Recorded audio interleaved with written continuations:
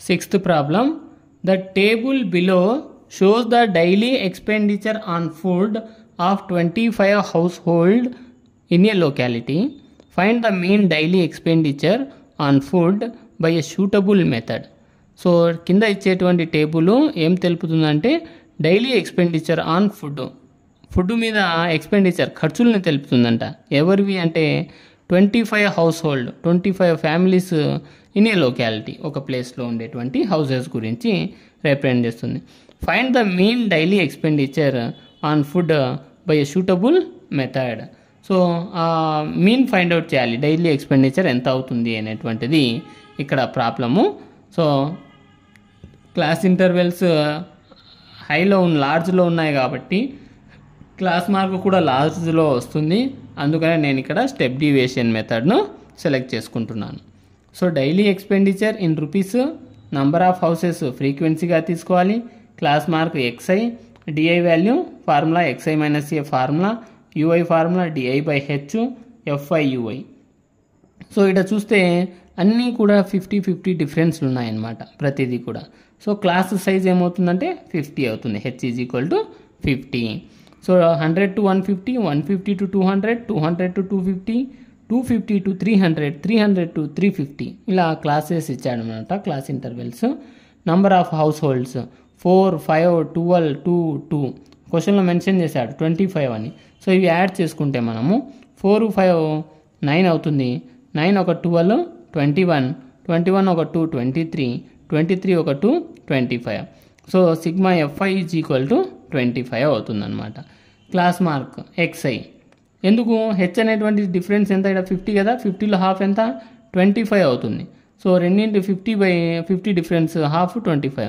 Lower లిమిట్కు 25 add చేయాలి. 100కు 25 యాడ్ చేస్తే 125, 150కి 25 యాడ్ చేస్తే 175, 200కు 25 యాడ్ చేస్తే 225, 250కు 25 యాడ్ చేస్తే 275, 300కు 25 యాడ్ చేస్తే 325. ఇవి క్లాస్ మార్క్స్ అనమాట. దీంట్లోనే మనం అజ్యూమ్ వాల్యూను సెలెక్ట్ చేసుకోవాలి.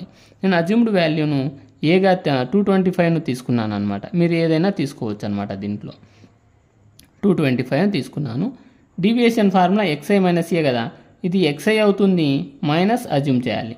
అంటే 125 minus 225 minus 100, 175 minus 225 minus 50, 225 minus 225 0, 275 minus 225 50, 325 minus 225 100. Next UI value, DI తెలుసు మనకు, H కూడా తెలుసు. H ఎంత డిఫరెన్స్ 50 అనమాట.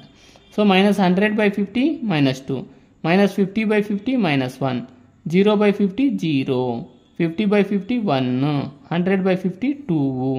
సో FI UIను ఇంటూ చేయాలి, ఫ్రీక్వెన్సీను UI వాల్యూ.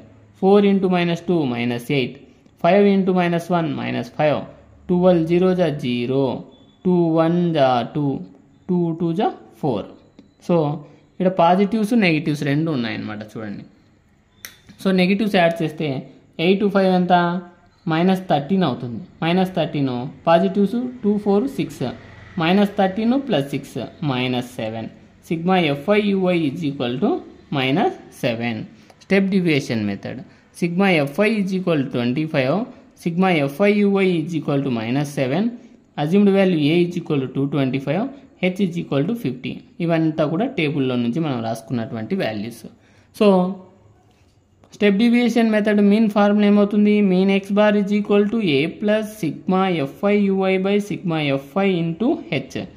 సో ఏ value 225 plus sigma FI UI -7/25 into H value 50, 25 1 జా 25 2 జా 225 అలాగే ఉంటుంది.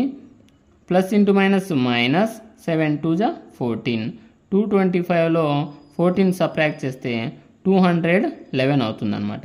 The mean of daily expenditure is equal to 211 rupees.